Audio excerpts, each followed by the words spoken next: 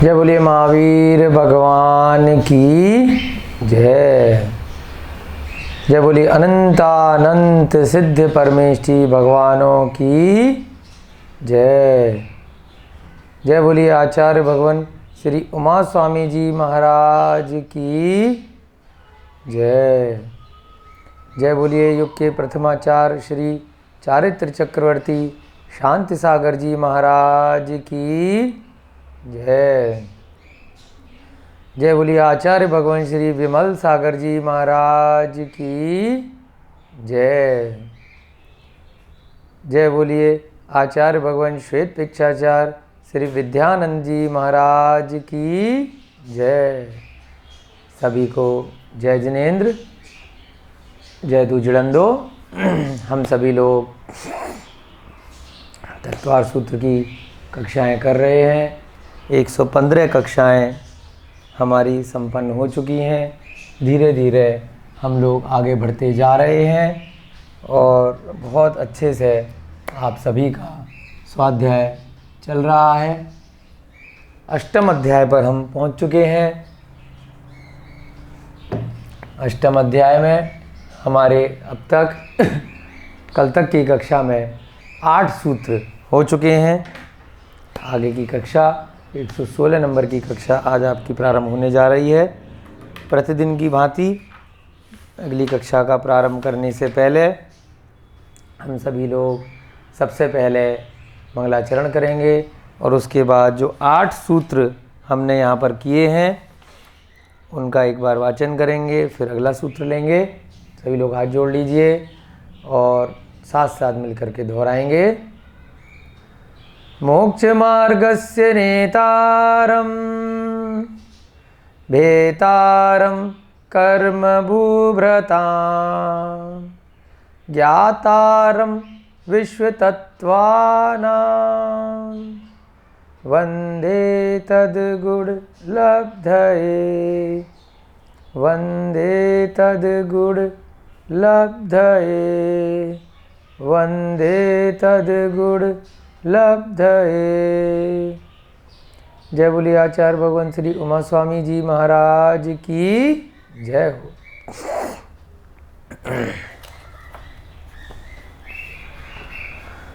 सभी लोग अपनी अपनी पुस्तकों में से अध्याय 8 निकाल लीजिए, साथ साथ मिलकर के पढ़ेंगे। मिथ्या दर्शना विरति प्रमाद कषाय योगा बंध हेतवः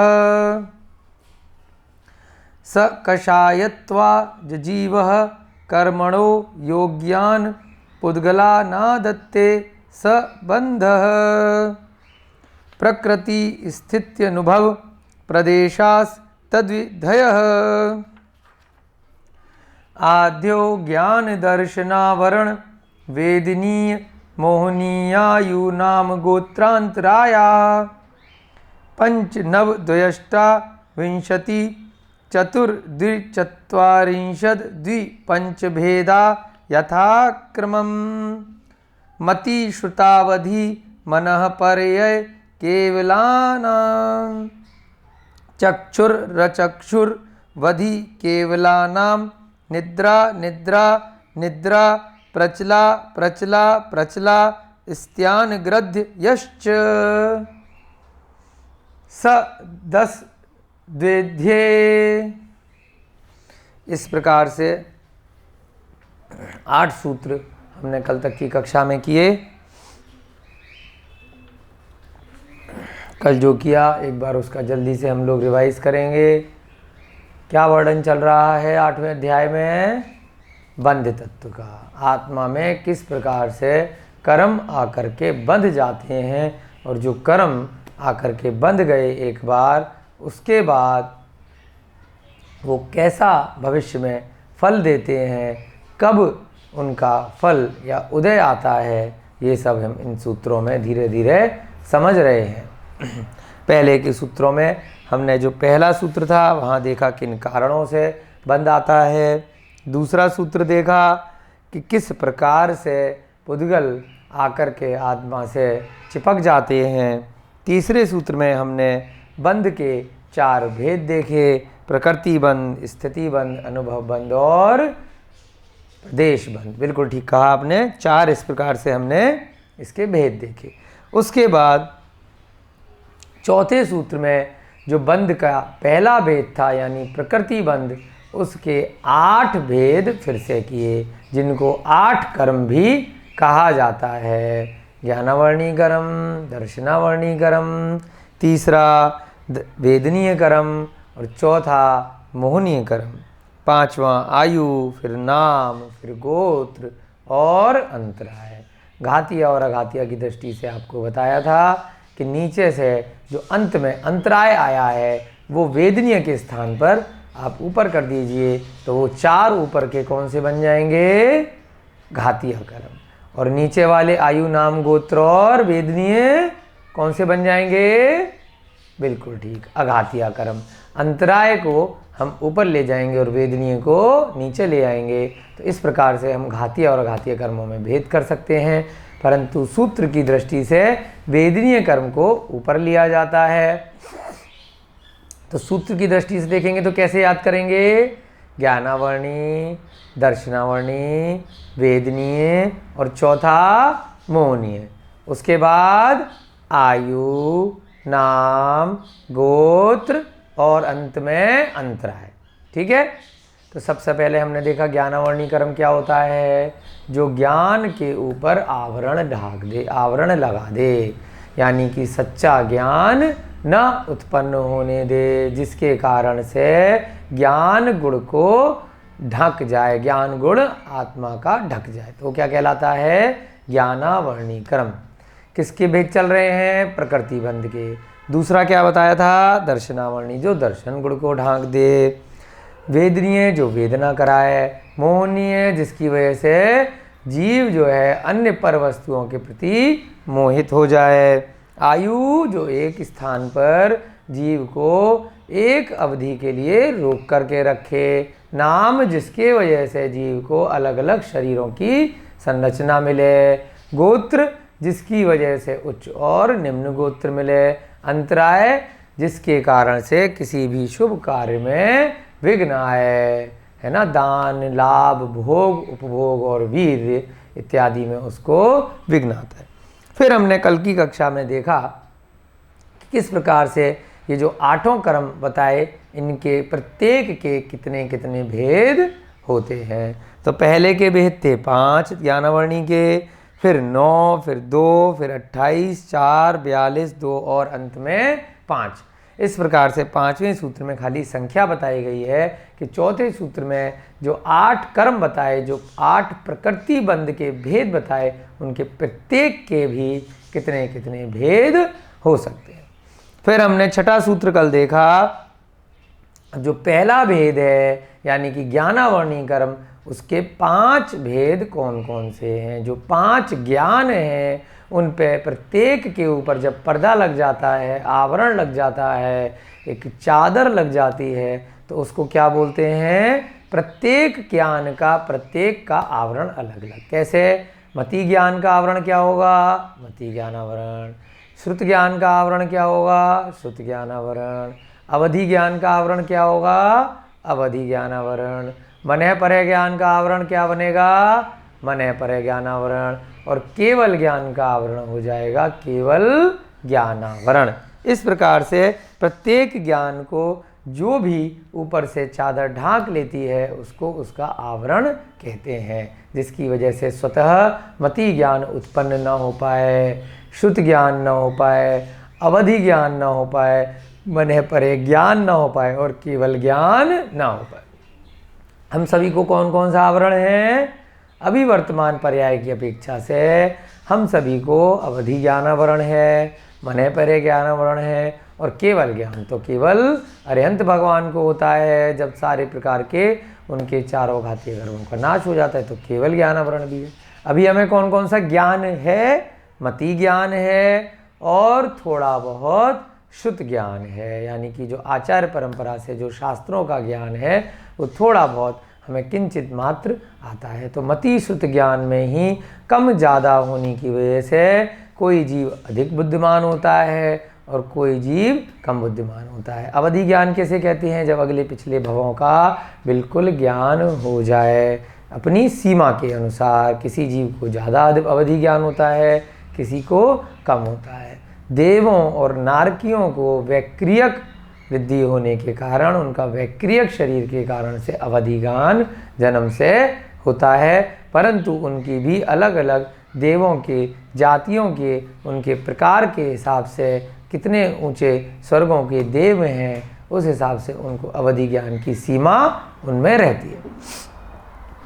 मने परे ज्ञान क्या था? जो एक दूसरे के मन की बात को जान पाएं। आपने पहले भी पढ़े हैं, पहले अध्याय में ऋजुमति और विपुलमति के भेद से, है ना। केवल ज्ञान क्या है? जो अरिहंत भगवान बन जाते हैं, उनको संसार के सभी द्रव्यों को, उनके सभी पर्यायों को, सभी जो भी आपके तत्व हैं, उनका पूरा ज्ञान हो जाता है। जितने भी जीव, अजीव, उद्गल, जितने भी आकाश, सारे की सारे 6 द्रव्य जो हैं, उनका संपूर्ण ज्ञान रहता है, एक ही समय में उनकी आत्मा में झलकता है। तो ज्ञान क्या कहलाता है? केवल ज्ञान। जैसे पहले बताया था, ये सारे की सारे ज्ञान आत्मा में पहले से विद्यमान होते हैं, परंतु आवरण होने के कारण से उनकी अभिव्यक्ति नहीं हो पा रही है। तो उस आवरण को जब हटा देते हैं तो धीरे धीरे स्वतः उनकी अभिव्यक्ति होने लग जाती है। ठीक है, अब 7वां सूत्र हमने देखा। पहला हो गया ज्ञानावर्णी कर्म, फिर दूसरा कौन सा है? दर्शनावर्णी कर्म। ज्ञान होता है आत्मा में ज्ञान आना, दर्शन यानी कि दिखाई देना। दर्शन से तात्पर्य क्या होता है? दिखना। अब वो कैसे दिखेगा? नेत्रों के माध्यम से भी कोई चीज़ दिख सकती है और बिना नेत्र के भी दिख सकती है। अब आप मान लीजिए एक क्लास पढ़ रहे हैं, आप अगर देख नहीं भी पा रहे तो कानों के माध्यम से भी आप सुन करके दर्शन कर सकते हैं। आप मन के माध्यम से यहीं घर में बैठे बैठे आप अपने मंदिर जी के दर्शन कर सकते हैं। तीर्थ यात्रा मन के माध्यम से आप कर सकते हैं, शिखर जी की वंदना कर सकते हैं। इसी प्रकार से आप सिद्ध भगवानों के दर्शन अपनी आत्मा के माध्यम से, मन के माध्यम से उसी स्थान पर बैठे हुए कर सकते हैं। आप अपने मन के माध्यम से वर्तमान में जो अरिहंत भगवान हैं, सीमंदर भगवान इत्यादि जो विदेह क्षेत्र में विराजमान हैं, उनके भी दर्शन आप ध्यान में अपने मन के माध्यम से उनको आप अपने स्मरण में ला करके उनकी भक्ति कर सकते हैं, उनका अभिनंदन कर सकते हैं। तो कैसे कर रहे हैं ये? अचक्षु, चक्षु में जो साक्षात देख रहे हैं, अचक्षु में बिना नेत्र के अन्य इंद्रियों के माध्यम से, चाहे स्पर्श इंद्रिय हो, चाहे कर्ण इंद्रिय हो, चाहे घ्राण इंद्रिय हो और चाहे मन हो, इन सभी के माध्यम से हम अचक्षु दर्शन भी कर सकते हैं। और नेत्रों से कर रहे हैं दर्शन तो चक्षु दर्शन कर सकते। तो इनके ऊपर अगर आवरण चढ़ा हुआ है, यानी कि नेत्र से नहीं देख पा रहे, मन और अन्य इंद्रियों से हम कुछ भी समझ नहीं पा रहे, देख नहीं पा रहे, तो क्या हो गया? अचक्षु दर्शन। तीसरा क्या प्रकार बताया? अवधि दर्शनावरण। सबके आगे वर्ण भी लगाएंगे, आवरण, क्योंकि वो ढका हुआ है। जैसे अवधि ज्ञानावरण था कि अवधि ज्ञान में आपके नहीं आ रहा था कुछ भी, यानी कि पिछले और अगले भवों का जो बीत गया या आगे होने वाला है उसका ज्ञान में ना आना। और दूसरा अवधि दर्शनावरण, यानी कि पिछले भव का दर्शन नहीं हो पाना। दर्शन का मतलब जैसे आप मन में कोई पिछले बात को सोच रहे हैं, इसी भव की मान लीजिए कल क्या घटना घटी थी, तो आपके दर्शन में एक तो मन में आ गया ज्ञान में कि कल ये हुआ था, और दर्शन में क्या आएगा? वो चीज़ आपको बिना नेत्रों के भी एक तरह से दिखाई दे रही है कि ऐसे हुआ था, उस व्यक्ति ने ये कहा था, उन्होंने हमें ये पढ़ाया था, हमने ये अध्ययन किया था। अब आप एग्ज़ाम देने जाते हैं मान लीजिए, तो एक दिन पहले आपने कुछ पढ़ा होता है, तो जब आप लिख रहे होते हैं तो आपको ज्ञान में भी वो चीज़ आ रही होती है, और आपने जिस पुस्तक से पढ़ा है आपको कई बार क्या होता है, आंखों के सामने वो पुस्तक के पेजेस दिखाई देने लगते हैं कि वहाँ पर ऐसे ऐसे ये शब्द लिखे थे, ये चित्र बना हुआ था। तो ज्ञान और दर्शन क्या होता है? एक ही साथ प्रकट होते हैं। ज्ञान भी हो जाता है और आपको उसी समय उसका दर्शन भी हो रहा होता है। तो ज्ञानावर्णी कर्म और दर्शनावर्णी कर्म दोनों एक साथ होते हैं। तो ऐसे ही अवधि दर्शनावरण का क्या मतलब है कि आगे और पिछले भवों का दर्शन भी हो जाना। आवरण लग गया तो न हो पाना। अरिहंत भगवान के जब मोहनीय कर्म का समाप्त होते हैं तो ज्ञानावरण और दर्शनावरण कर्म दोनों एक साथ खत्म होते हैं और वह अनंत केवली बन जाते हैं। उसके बाद क्या देखा, और कौन सा हमारा आवरण है दर्शन के ऊपर? निद्रा। निद्रा के कारण से क्या होता है, कोई व्यक्ति अगर नींद में है तो उसके सामने कुछ भी घटना घटेगी तो उसे दिखाई नहीं दे पाएगी, उसका दर्शन का आवरण हो जाएगा जब वो निद्रा के अंदर है। ठीक है, अब मान लीजिए आप सो रहे हैं, कुछ भी आसपास घटना घटित हुई आपको पता ही नहीं चला। और दूसरा, लेकिन क्या हुआ कि थोड़ा बहुत किसी ने आवाज़ करी, कोई शोर मचा तो आपकी नींद हट गई। तो सामान्य रूप से जो नींद है तो उसकी वजह से दर्शनावरण होता है। और दूसरा प्रकार इसमें आया निद्रा। निद्रा की बहुत गहरी नींद है, बहुत तेज सो रहे हैं तो उसमें क्या है, और ज़्यादा दर्शनावरण है। क्यों? क्योंकि वहाँ पर अगर इतनी तेज़ नींद है कि कोई बहुत शोर भी मचा रहा है, कोई ज़ोर ज़ोर से आपको जगाने का प्रयास भी कर रहा है, फिर भी नहीं उठ रहे हैं, तो एक उसमें और विशेष निद्रा हो गई, जिसके कारण से भी क्या होता है, दर्शनावरणी कर्म का आश्रव या बंद हो जाता है। उसको क्या बोलते हैं? निद्रा। निद्रा।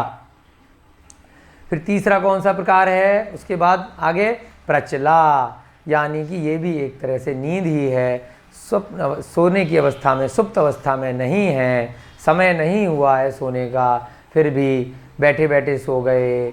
आप बस में कहीं जा रहे हैं, ट्रेन में कहीं जा रहे हैं, गाड़ी में कहीं जा रहे हैं, या ऐसे ही आप प्रवचन सुन रहे हैं, आप क्लास अटेंड कर रहे हैं और क्या हो गया, बोर हो रहे हैं तो बैठे बैठे सो जाना। तो निद्रा नहीं कहलाएगी, क्योंकि पूरी तरह से निद्रा नहीं है ना। आप थोड़ी देर के लिए थकान की वजह से आप सो गए या बोर हो रहे थे इसलिए सो गए, तो उसे क्या बोलते हैं? प्रचला। फिर दूसरी, और ज़्यादा नींद आना बैठे बैठे, तो उसे क्या कहते हैं? प्रचला। प्रचला यानी कि ऐसे बैठे बैठे सो जाना कि मुंह खुला हुआ है, मुंह से लार निकल रही है ना। तो इस प्रकार से सोते सोते अंग भी हिल रहे हैं, तो ये सब क्या कहलाता है? प्रचला। प्रचला ये भी दर्शनावरण का ही प्रकार है। उस समय आपको दर्शन नहीं हो पाएगा, दर्शन के ऊपर आवरण चढ़ जाता है। फिर अंत में इसमें जो सबसे अंत है, यानी कि 9वें नंबर का दर्शनावरणी का प्रकार, उसको बोलते स्त्यान वृद्धि। स्त्यान वृद्धि का क्या मतलब है? सोते सोते उठकर कुछ ऐसे असामान्य कार्य कर देना जो वो जागती अवस्था में भी नहीं कर पाता, और उसके बाद आकर के वापस से सो जाना और सब कुछ भूल जाना कि मैंने ऐसा कार्य किया था। कई बार होता है बहुत सारे लोगों को नींद में चलने की बीमारी इत्यादि कही जाती है, तो वह सब किस कारण से है? क्योंकि उस जीव के ये स्त्यान वृद्धि नाम के दर्शनावरण है ना, कि जिस कारण से उसके ऐसे कर्मों का उदय आ रहा है कि वह जीव ऐसे भयंकर कार्य सोते में कर रहा है। तो आचार्य महाराज ने जैन दर्शन के इस तत्वार सूत्र के माध्यम से ऐसी गंभीर बड़ी बड़ी बातें बताई हैं जो आजकल के वैज्ञानिक में, जो स्कूलों में, विद्यालयों में, कॉलेजों में पढ़ाया जाता है, वहाँ ये सारी बातें नहीं बताई जाती हैं। ये सभी वैज्ञानिक तरीके से आपको यहाँ पर बताई जा रही हैं। इनका जीवन में भी बहुत अधिक महत्व है, तो हमें अच्छे से इनको, प्रत्येक सूत्र को बहुत अच्छे से समझना है। आगे आपके बात समझ में, केवला नाम हो गया, निद्रा निद्रा निद्रा, प्रचला प्रचला प्रचला और स्त्यान वृद्धि। तो इस प्रकार से हमने जब ये सारे गिने तो 9 प्रकार दर्शनावरणी कर्म के आते हैं। अगला सूत्र हमने 8वां सूत्र कल देखा, सद सद वेद्ये, यानी कि वेद्य माने वेदनीय, सद माने साता और असद माने असाता। जो तीसरा वाले नंबर पे प्रकृति बंध का भेद था, जो वेदनीय कर्म था, तो उसके कितने भेद बताए? 2 भेद, यानी कि साता वेदनीय कर्म और दूसरा असाता वेदनीय कर्म। साता वेदनीय क्या होता है? जो सुख दे, और असाता जो दुख दे। और वो किस कारण से हो रहा है? वो स्वयं के कर्मों से हो रहा है, ना कि किसी अन्य की वजह से। हम किसी को भी दोष भले ही लगा दें कि तुम्हारी वजह से मुझे दुख मिला, तुमने मेरे साथ ऐसा किया वैसा किया, या जो भी घटना घटित हुई, हम किसी को भी दोष लगाएं, चाहे हम अपने परिवार को, मित्र को, सरकार को, समाज को, किसी को भी दोष लगाएं, लेकिन वास्तव में जैन दर्शन कहता है कि ऐसा कुछ नहीं है। अन्य जीव, अन्य वस्तु, पर वस्तु मात्र निमित्त तो बन सकती है, परंतु आपको सुख और दुख आपके अपने स्वयं के वेदनीय कर्मों के उदय के कारण से हो रहा है। अगर आपके साता वेदनीय कर्मों का उदय है तो आपको सुख होगा, और अगर असाता का है तो दुख होगा। साता को भी असाता में बदला जा सकता है। किस माध्यम से? यदि विपरीत परिस्थितियों में, दुख भरी परिस्थितियों में भी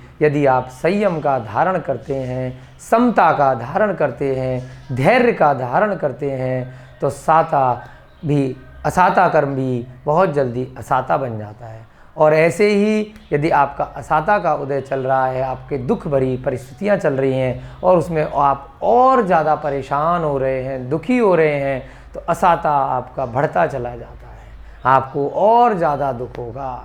तो हमें क्या करना है? जैन दर्शन क्या सिखाता है कि हमेशा आपको सुख में रहना है, समता भाव के साथ, धैर्य के साथ। जो भी कर्मों का उदय आ रहा है तो आप ही के पूर्व भव में किए गए या इसी भव में पहले के समय में आपने किए गए ऐसे कोई कार्य होंगे, ऐसे कोई आपके कर्म होंगे जिनका उदय आ रहा है, उनको आपको समता के साथ में सहन करना है और आपको हमेशा धैर्य बना के रखना है। तो जो धैर्यवान व्यक्ति है वो हमेशा मानसिक रूप से और शारीरिक रूप से सुखी रहता है, और इसके जो विपरीत व्यक्ति है वो हमेशा दुखी ही रहता है। वो सुख के समय में भी दुखी रहेगा। किसी व्यक्ति के पास बहुत सारा धन, वैभव, संपत्ति सब कुछ है, फिर भी क्या होगा? वो दुखी होगा। क्यों होगा? क्योंकि उसके पास और ज़्यादा इच्छाएं हैं, और ज़्यादा लालच है, उसको आत्मसंतुष्टि प्राप्ति नहीं हो रही है। तो उस कारण से ज़्यादा लोभ लालच के कारण से वो सारी सुख सुविधाएं मिलने के बाद में भी असाता में हो सकता है। और कोई व्यक्ति है जिसके पास कुछ नहीं है परंतु आत्म रूप से संतुष्ट है, धैर्यवान है, समता का धारण करने वाला है, तब है उसके पास कुछ ना होते हुए भी वो मानसिक रूप से सुखी रहेगा। तो हमें इन बातों का ध्यान रखना है और तत्वार सूत्र के एक एक सूत्र के माध्यम से हमें अपने जीवन को उत्कर्ष बनाना है, अपने चारित्र को आगे बढ़ाना है। चलिए इन्हीं भावनाओं के साथ हम सभी लोग अब 9वां सूत्र आगे यहाँ पर करेंगे। 9वां सूत्र बहुत ही बड़ा सूत्र आने वाला है और इस 8 कर्मों में सबसे ज़्यादा जो महत्वपूर्ण है वह यही जो 9वें नंबर का सूत्र यानी कि मोहनीय कर्म का जो सूत्र है उसकी सारे की सारे भेद और प्रकार यहाँ पर आने वाले हैं। क्यों सबसे महत्वपूर्ण है? क्योंकि यही एकमात्र कर्म है जिसको जीव को यदि आगे बढ़ना है, निर्वाण लक्ष्मी की प्राप्ति करनी है, तो उसे यही वाला जो कर्म है मोहनीय कर्म, उसी को अभ्यास के माध्यम से, अपने तप के माध्यम से उसको समाप्त करना है। आपने जब गुण स्थानों की चर्चा करी थी तब भी हमने बताया था क्षीण मोह, यानी कि मोह जब क्षीण हो जाता है तो जीव धीरे धीरे गुण स्थानों में 12वें गुण स्थान से ऊपर पहुँच के 13वें गुण स्थान में पहुँच जाता है। और जैसे ही मोहनीय कर्म समाप्त होता है तो उसके साथ में ही ज्ञानावर्णी, दर्शनावर्णी और कौन सा अंतराय, ये तीनों कर्म भी मोहनीय कर्म के साथ स्वतः समाप्त हो जाते हैं। तो क्या समाप्त करना है? मात्र मोहनीय कर्म।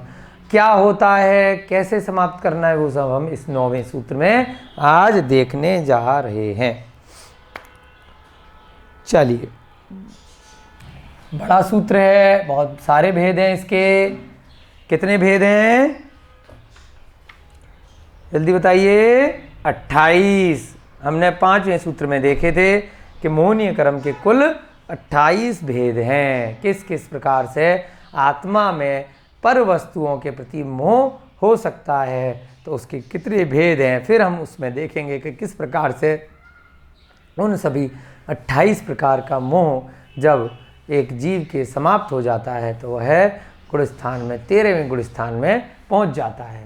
चलिए देखते हैं कि मोहनीय कर्म के क्या क्या प्रकार हैं। दर्शन,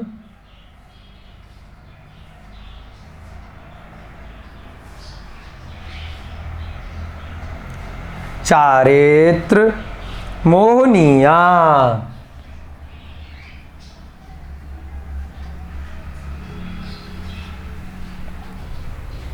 कषाय कषाय,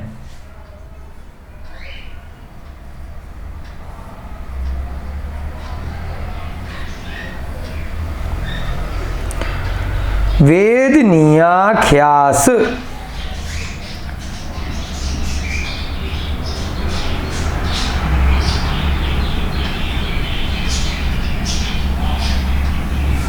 वेदनीयाख्यास, त्रिद्विनव, त्रिद्विनव,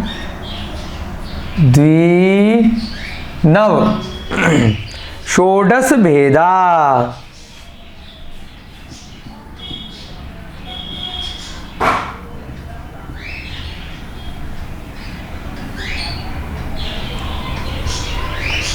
सम्यक्त्व मिथ्यात्व,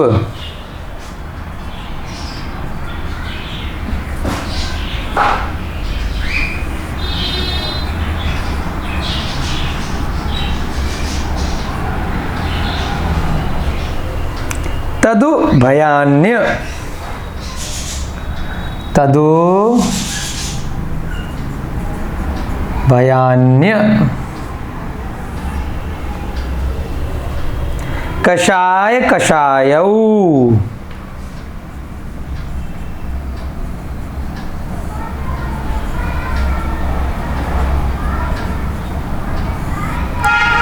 कषाय कषायौ, हास्य रत्यरति, हास्य रत्यरति,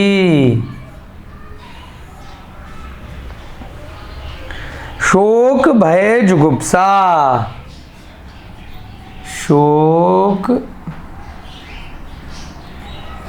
भय जुगुप्सा, स्त्री पुण्य नपुंसक वेदा, स्त्री पुण्य नपुंसक,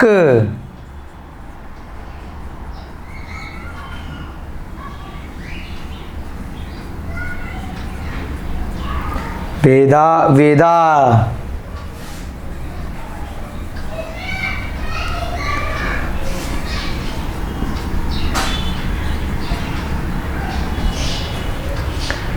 अनंतानुबंध्य, अनंतानुबंध्य, प्रत्याख्यान प्रत्याख्यान,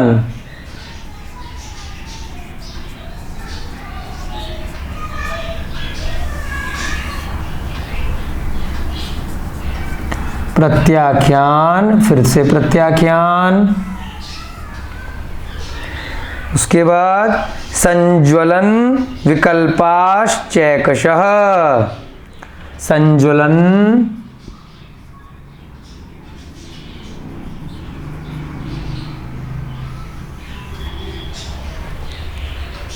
विकल्पाश्चैकशः,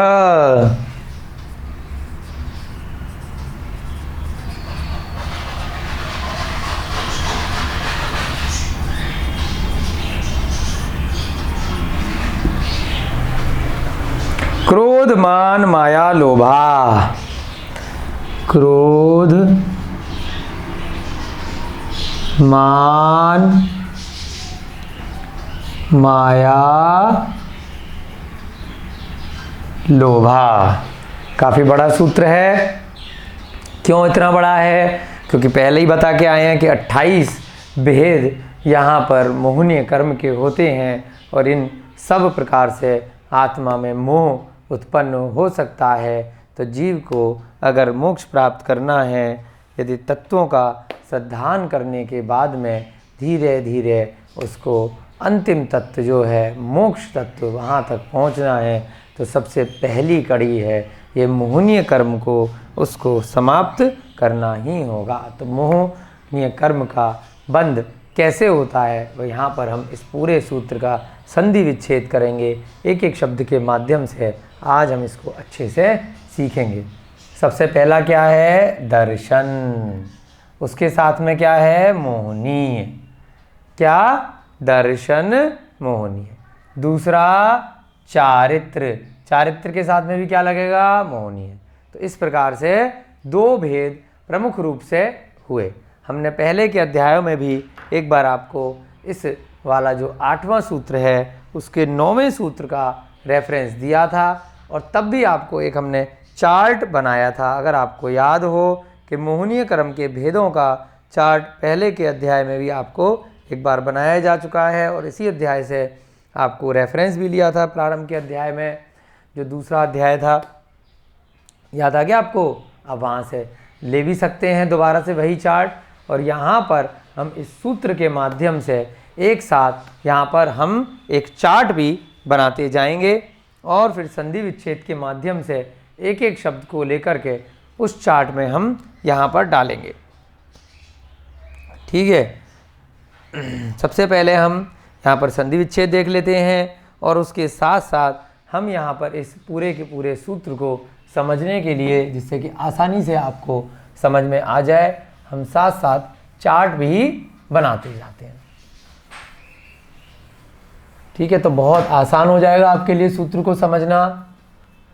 आचार्य महाराज ने संस्कृत के माध्यम से एक ही लाइन में, एक ही सूत्र में बहुत बड़ा आपका मोहनीय कर्म की पूरी 28 जो प्रकृतियां हैं उनका वर्णन यहाँ पे कर दिया है। परंतु हम लोगों का ज्ञान इतना ज़्यादा नहीं है तो उसको हमें इसलिए आसान भाषा से उसको संधि विच्छेद करके चार्ट के माध्यम से समझने का प्रयास करना पड़ेगा। तो हो सकता है हमें ये पूरे 28 जो मोहनीय कर्म के भेद हैं अच्छे से समझ में आ जाएं। चलिए चार्ट साथ साथ बनाएंगे और साथ साथ इसका संधि विच्छेद भी करते रहेंगे तो जल्दी से आपके समझ में आएगा।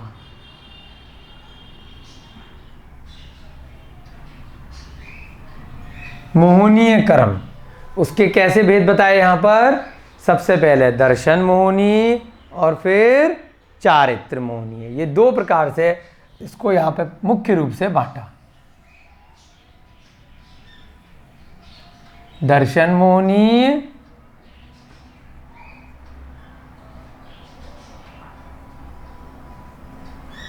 और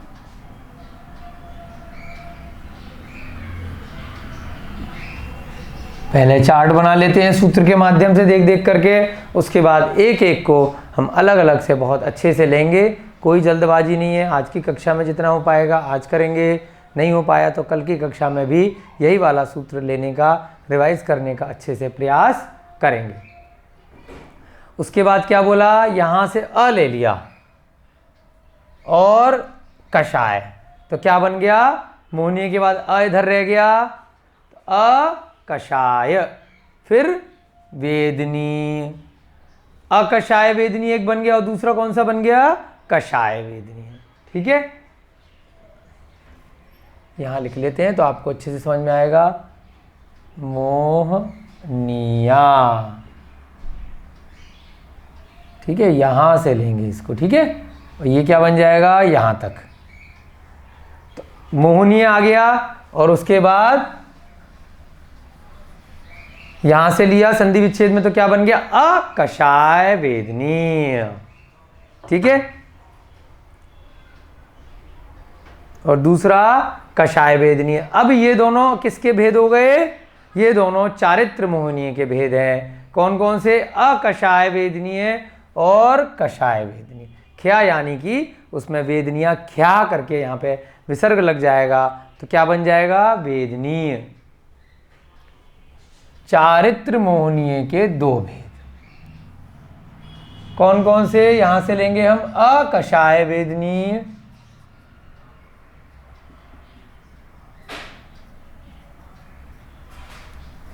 और दूसरा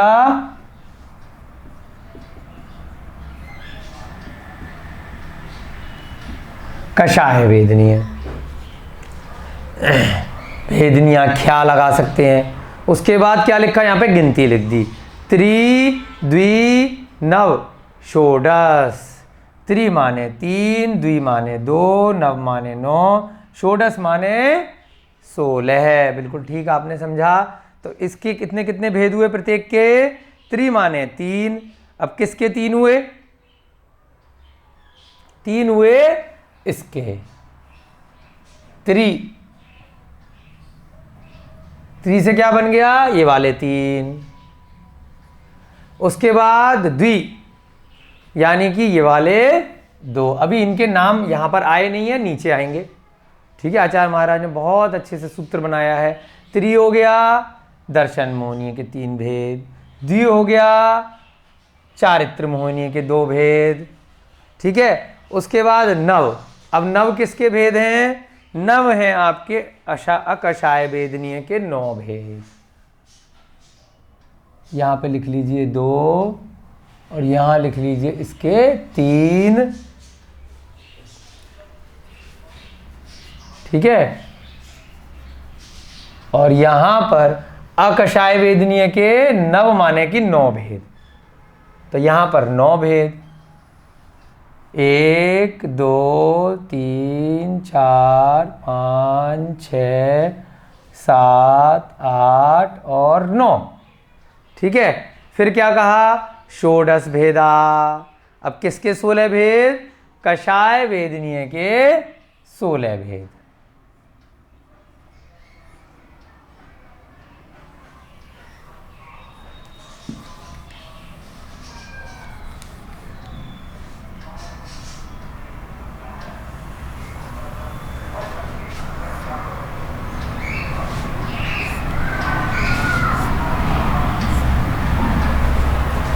कितने भेद बताए इसके, 16 भेद। अब किस प्रकार से इसके 16 भेद हैं, उसके लिए इनके नीचे सारे नाम दिए हैं। तो यहां पर अब 16 भेद कैसे निकलेंगे, अभी आपको जब आगे का सूत्र पढ़ेंगे तो समझ में आ जाएगा कि ये मुख्य रूप से प्रत्येक 4 हैं और इन सबके 4 4 हैं।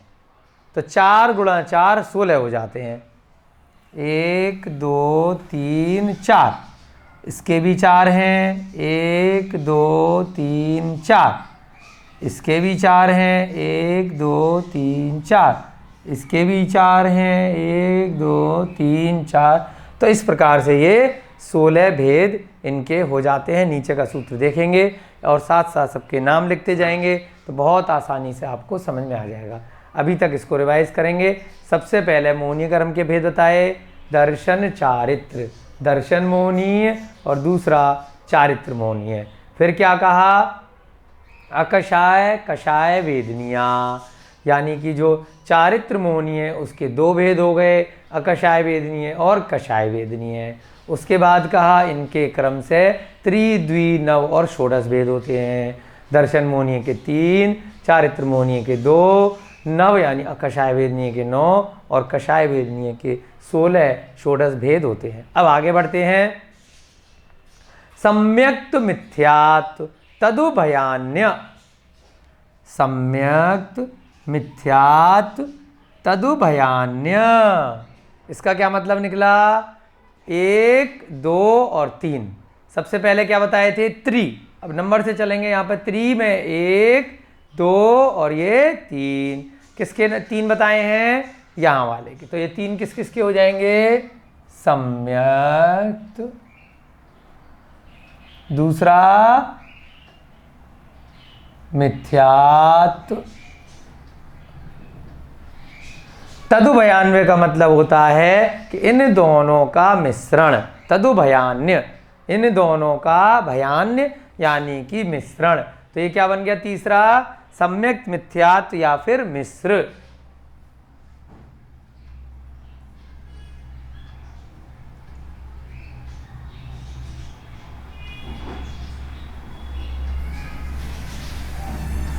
ये इन दोनों का मिश्र बन गया।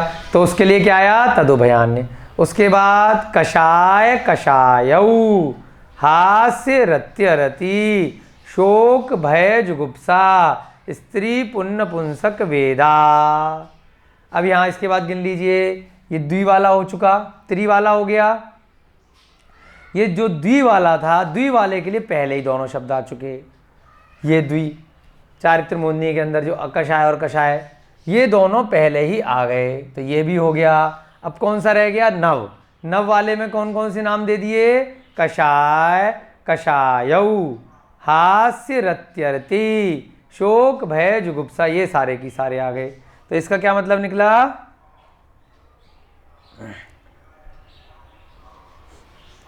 यहां पर कषाय कषायऊ, तो यहां से जब हम इसका संधि विच्छेद करेंगे तदु भयानी, और यहां से निकल जाएगा अकषाय फिर कषायऊ। जैसे यहां पर था मोहनीय के आगे अ लगा दिया, तो ऐसे ही यहां पर तदु भयानी अलग निकल जाएगा, और ये क्या बन जाएगा? अकषाय और कषाय के। यानी कि ये जो दो भेद बताए चारित्र मोहनीय के, द्वियो कौन से? त्रि हो गए पहले इन तीन, फिर इसके बाद यहाँ पर अकषाय और कषाय दोबारा से लिखा है इन्होंने। यहाँ पर भी आया अकषाय अकषाय वेदनीय, उसके भेद, और फिर से यहाँ पर बता दिया कि अकषाय और कषाय वाले जो थे, अकषाय और कषाय के नंबर से भेद बता रहे हैं। पहले अकषाय वाले के भेद कितने हैं? हास्य, रति, और यहाँ से लेंगे तो अरति, ये ई की मात्रा बन जाएगी, रति अरति, शोक भय जुगुप्सा स्त्री पुन नपुंसक वेदा। गिनिए कितने बने? यहाँ से लेंगे अब, हास्य, रति, फिर क्या बना? अरति, उसके बाद शोक भय जुगुप्सा, उसके बाद स्त्री, सबके आगे वेद लगाएंगे, जैसे स्त्रीलिंग होता है ऐसी स्त्री वेद। दूसरा पुरुष वेद, तीसरा नपुंसक वेद। कितने हो गए ये? 1 2 3 4 5 6 7 8 9। तो 9 भेद किसके हो गए? जो अकषाय वाला था पहला, उसके 9 भेद। कषायऊ, अब कषायऊ का मतलब क्या है? ये जो कषाय वेदनी है, इसके कितने भेद हो गए? यहाँ पर ऊपर क्या बता दिया? ये 9 भेद हो गए। अब क्या होता है? षोडश भेद, इसके 16 भेद होते हैं। किस प्रकार से? अनन्नानुबंधी, प्रत्याख्यान, अप्रत्याख्यान, संजुलन, विकल्पा च एकशः, क्रोध मान माया लोभ। कैसे निकालेंगे? अनंतानुबंधी, अप्रत्याख्यान, यहां तक लेंगे। जैसे यहां पर था अ इधर निकाल लिया था, और यहाँ से भी यह लगा के तदु भयानी कर दिया और अ इधर निकाल लिया। ऐसे ही यहाँ पर अनंतानुबंधी, उसके बाद यहाँ से अ निकाल लेंगे, उसके बाद क्या बन जाएगा? अप्रत्याख्यान, अप्रत्याख्यान, और यहाँ क्या बन जाएगा? प्रत्याख्यान, फिर संजुलन। कितने बने? 1 अनंतानुबंधी, पहला क्या बन गया? अनंतानुबंधी,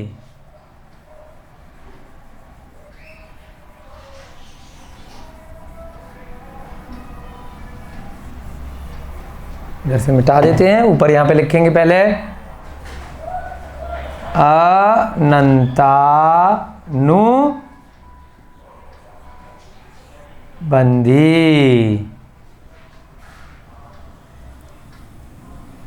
के भेद चल रहे हैं यहाँ पर। दूसरा क्या बना? अनंतानुबंधी के बाद अप्रत्याख्यान, अप्रत्याख्यान। तीसरा क्या है? प्रत्याख्यान।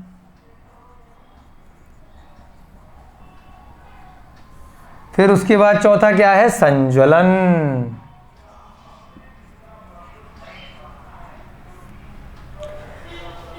बनाने कितने हैं हमें? 16 भेद, षोडश। तो अभी तो 4 ही हुए खाली, प्रत्याख्यान, अप्रत्याख्यान, संजुलन और अनंतानुबंधी। विकल्पा यानी कि विकल्प से विसर्ग लग जाएगा। च माने और, एक शह यानी कि प्रत्येक के, एक शह माने प्रत्येक के। कौन कौन से? क्रोध, मान, माया, लोभ, यानी कि इन चारों के प्रत्येक के क्रोध, मान, माया, लोभ, इन चारों के अंदर ये चारों कषाय आएंगी। क्रोध, मान, माया, लोभ। क्रोध, मान, माया, लोभ। क्रोध, मान, माया और लोभ। एक शा माने प्रत्येक की, यानी कि अनंतानुबंधी की, अप्रत्याख्यान की, प्रत्याख्यान की और संजुलन की। प्रत्येक में क्रोध, मान, माया, लोभ आएंगी। तो कैसे हो गए ये 1 2 3 4 और चारों के 4 4, तो 4 गुणा 4 ये कितने हो गए? 16। आ गई बात समझ में? 4 ये, 4 ये, 4 ये और 4 ये। तो सब मिला के 16 भेद इस प्रकार से हो गए। जल्दी से सूत्र को देखेंगे, फिर इसका संधि विच्छेद करेंगे, तो और अच्छे से आपको यहाँ पर एक एक शब्द समझ में आ जाएगा। ठीक है, सूत्र को संधि विच्छेद यहीं पे नीचे लिख लेते हैं और फिर इधर का मिटा करके उस संधि विच्छेद के माध्यम से एक एक का अर्थ हम अच्छे से यहाँ पर समझेंगे। पहला क्या शब्द बना? दर्शन। दूसरा चारित्र। फिर मोहनीय।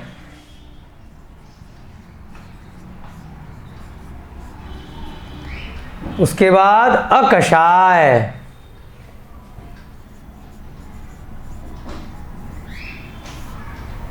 उसके बाद कषाय। फिर वेदनीयाख्याः।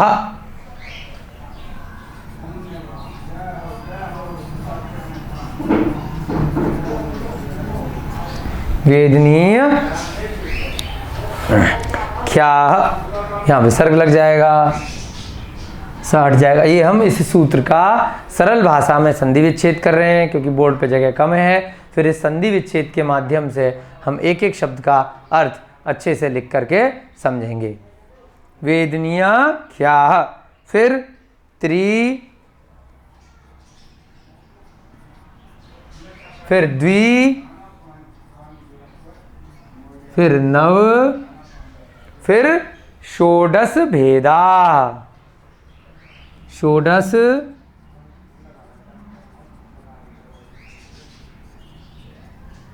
भेदा। उसके बाद सम्यक्त, फिर मिथ्यात्व, फिर तदुभयानी। सम्यक्त, मिथ्यात्व, तदु,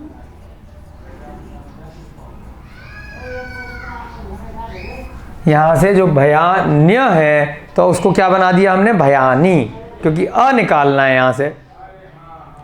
तो क्या बन गया यहां पे? अकषाय।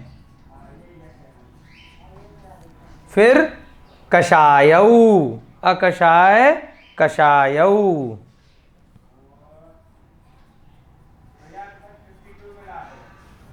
उसके बाद क्या बना? हास्य, रति, अरति। हास्य, रति, अरति। शोक, भय, जुगुप्सा। शोक, भय, जुगुप्सा। उसके बाद क्या है? स्त्री पुन्न नपुंसक वेदा। स्त्री पुन्न नपुंसक, स्त्री पुन्न आधा न है तो बिंदी बन जाएगा, नपुंसक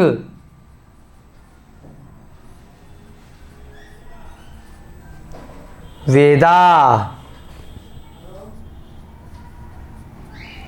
उसके बाद क्या है, अनंतानुबंधी। यहां पर यह हट जाएगा तो क्या बन जाएगा, अनंतानुबंधी। अनंतानुबंधी,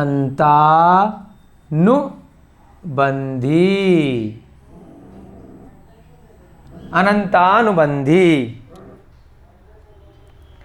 अनंतानुबंधी के बाद क्या बनेगा, यहां से ले लेंगे, अप्रत्याख्यान प्रत्याख्यान संजुलन। अप्रत्याख्यान, दूसरा प्रत्याख्यान, फिर तीसरा संज्वलन, संज्वलन। उसके बाद विकल्पा, यहां क्या बन जाएगा, विकल्पा। यहां आपके बोर्ड में जगह खत्म हो रही है। विकल्पा च एकशः क्रोधमान मायालोभ। इसको कहाँ लिखें, प्रत्याख्यान संजुलन, 4 शब्द और रह गए हैं। यहां पर ऊपर लिख लेते हैं, यहां से मिटा देते हैं, ये मिटा दें सूत्र का ऊपर का, क्योंकि इसका अब हम जो करने जा रहे हैं संधि विच्छेद, ये जो यहाँ पर हमने किया है, इसके माध्यम से फिर हम एक शब्द का अर्थ यहाँ पर लेंगे। चलिए, संजुलन के बाद क्या है,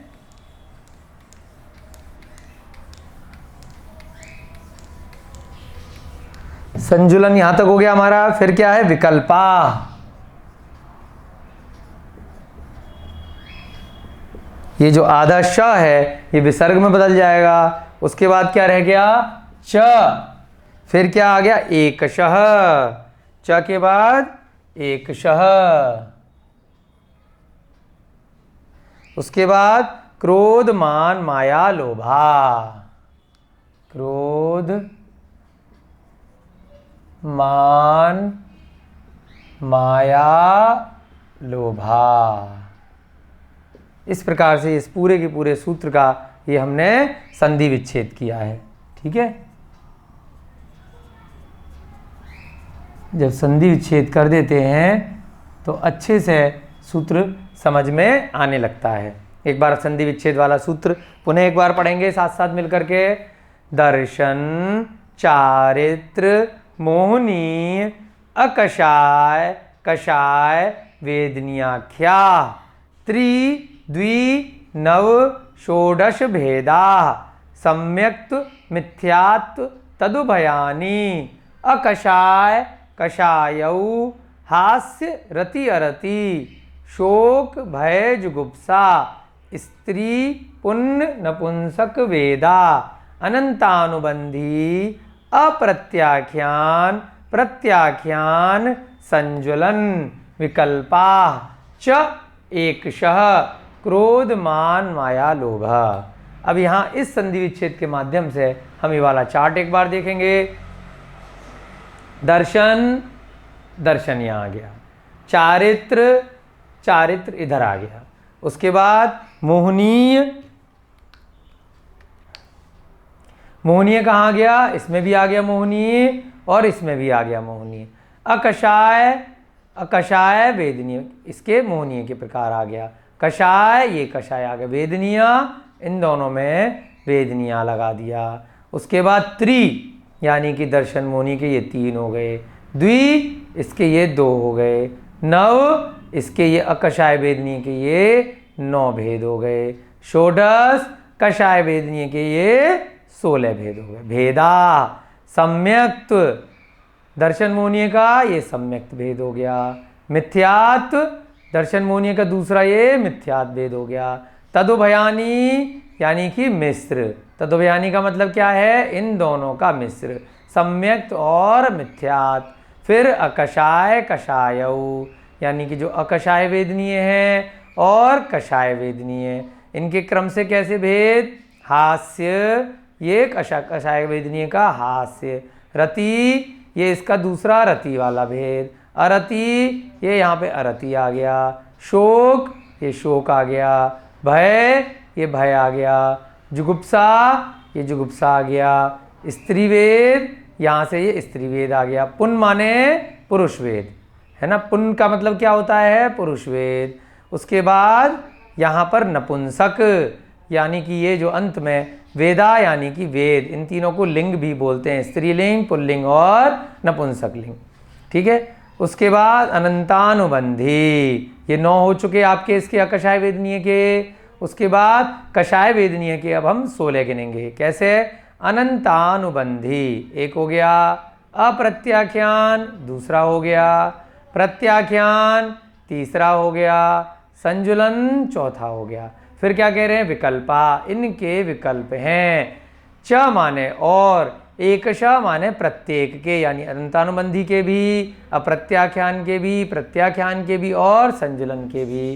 प्रत्येक के क्रोध मान माया लोभ, इसका भी क्रोध मान माया लोभ, इसका भी क्रोध मान माया लोभ, प्रत्याख्यान का भी क्रोध मान माया लोभ और संजुलन का भी। तो 4 गुणा 4, 4 चौक 16, इस प्रकार से 16 भेद बन गए। अब हम इनको टोटल गिनेंगे। सूत्र में कितने बताए थे? 28, तो कितने बन गए? 16, और ये कितने हुए? 25, और उसके बाद 3 इसके 28। 28 कैसे बने भाई? ये 2 अलग से नहीं गिनेंगे। क्यों? क्योंकि इसी के तो भेद चल रहे हैं। इसके 2 वाले के जो भेद 9 हो गए और फिर ये इसके 16 हो गए, तो अंत में कुल कितने हुए? लास्ट वाले 3, 1 2, ये 3 और ये 9 और ये 16, तो कुल 16 और 9 25 और 3 28। आप 28 और 2 30 करके कन्फ्यूजन में मत होइएगा। इसके कुल मिला के 28 किस प्रकार से हैं? 3 इसके हैं, 2 इसको क्यों नहीं गिनेंगे? क्योंकि इसके अंदर उन दोनों के फिर से भेद हो चुके हैं। तो इसको भी ऐसे तो हम ये 4 दोबारा नहीं गिन रहे ना, है ना। कौन से गिन रहे हैं हम? अंत में जो रह गए, ये जो 16 रह गए, यानी अनंतानुबंधी क्रोधमान माया लोभ, अप्रत्याख्यान क्रोधमान माया लोभ, प्रत्याख्यान क्रोधमान माया लोभ, संजुलन 16 ये हो गए, 9 ये हो गए, 16 और 9 25 और 3 इसके हो गए, तो 25 और 3 28। इस प्रकार से जो हमने चौथा सूत्र देखा था, जहाँ पर मोहनीय कर्म के कुल 28 भेद बताए थे। ये 2 संख्या भले यहाँ पे लिखी है, लेकिन ये इसको क्योंकि आगे पुनः भेद किए जाने हैं, तो इसको 2 को हम नहीं गिनेंगे। तो कुल इस प्रकार से कितने भेद होते हैं मोहनीय कर्म के? 28 भेद होते हैं। ठीक है,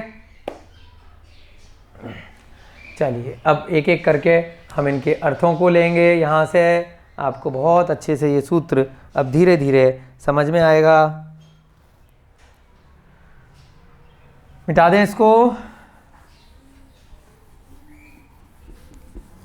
यहाँ से मिटा देते हैं। सूत्र का संधि विच्छेद से हम एक एक शब्द नीचे लेते जाएंगे। यहाँ से ये सूत्र का संधि विच्छेद है, तो कैसे लेंगे हम?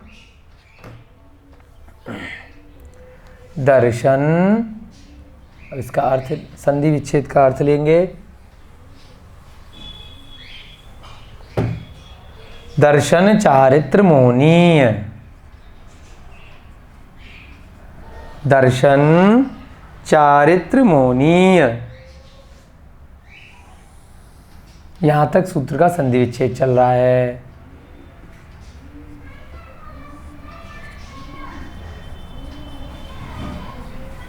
ठीक है, उसके बाद फिर क्या निकला? अकषाय कषाय वेदनीयाख्या, अकषाय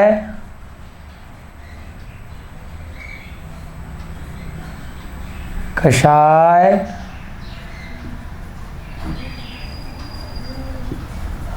वेदनीयाख्या। उसके बाद क्या निकला? त्रिद्वि नव षोडश भेदा,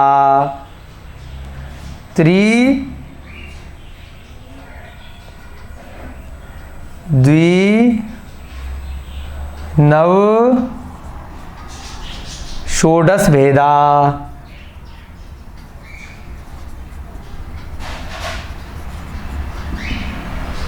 ठीक है। उसके बाद सम्यक्त मिथ्यात् तदुभयानि,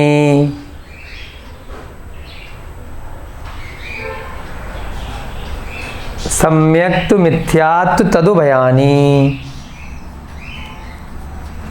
सम्यक्त मिथ्यात्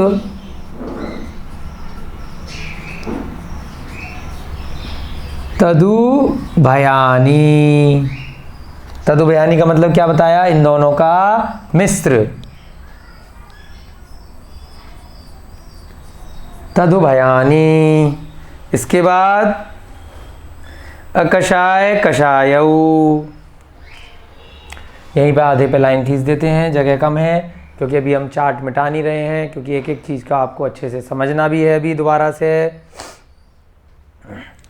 तदुभयानि। उसके बाद क्या आ गया यहाँ पर? तदुभयानि के बाद अकषाय कषायौ।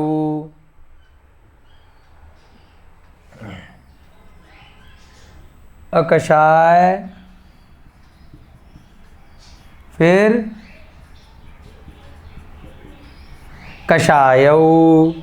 उसके बाद लाइन से कौन से आ गए? हास्य रति अरति, ये सारे आ गए। शोक भय जुगुप्सा। स्त्री पुण्य पुंसक वेदा, है ना। हास्य रति अरति, शोक भय जुगुप्सा, शोक भय जुगुप्सा, स्त्री पुण्य पुंसक। तो इसका क्या मतलब निकला? तीनों के आगे वेद लगाएंगे। स्त्री शब्द से क्या अर्थ बनेगा? स्त्री वेद, है ना। स्त्री वेद, पुन यानी कि पुरुष वेद, और नपुंसक यानी कि नपुंसक वेद। ये शब्द बन गए। और फिर क्या बना? स्त्री, फिर पुन से बन जाएगा पुरुष वेद, और नपुंसक से क्या बन जाएगा? नपुंसक वेद, वेदा।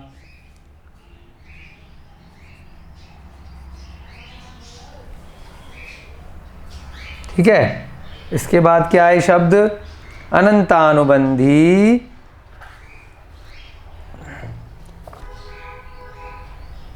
अप्रत्याख्यान, प्रत्याख्यान, संज्वलन। चार ये बन गए। फिर विकल्पा च एकशः क्रोधमान मायालोभ। ठीक है। ये पूरा की पूरा एज इट इज आ जाएगा। इसके बाद अनंतानुबंधी, अप्रत्याख्यान, संधि विच्छेद आपके कर ही दिए, प्रत्याख्यान, संज्वलन, विकल्पा च एकशः क्रोधमान मायालोभ। ठीक है। अनंतानुबंधी,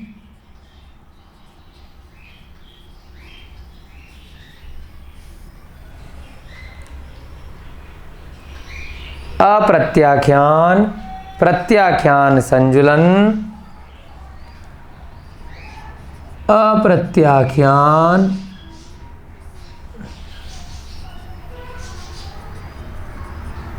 प्रत्याख्यान, संज्वलन, विकल्पा च एकशः क्रोधमान मायालोभ। इस प्रकार से अब हमने इन सबको थोड़ा सा फिर से एक बार अलग करके यहाँ पे लिखा है, जिससे कि इनका एक एक करके सूत्र के माध्यम से हम अर्थ भी समझेंगे, और फिर कल की कक्षा में दोबारा से इसको बहुत अच्छे से व्याख्या करेंगे, आपके अच्छे से समझ में आ जाएगा।